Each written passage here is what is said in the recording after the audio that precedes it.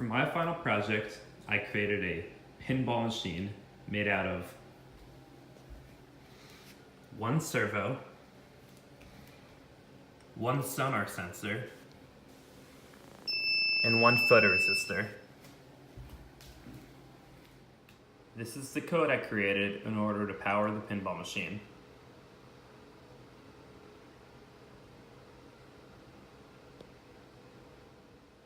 This is the processing code used to create the visuals.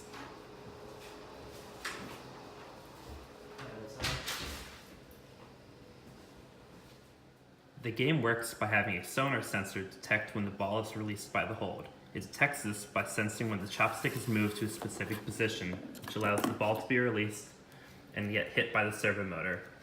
The servo motor is controlled by a button.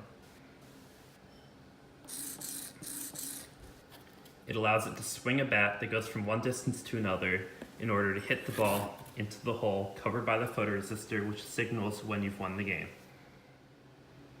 The game was built to be as discreet as possible.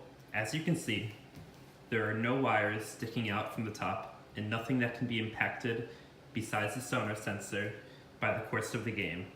The wires are conveniently threaded through the pinball machine just to come out at the bottom.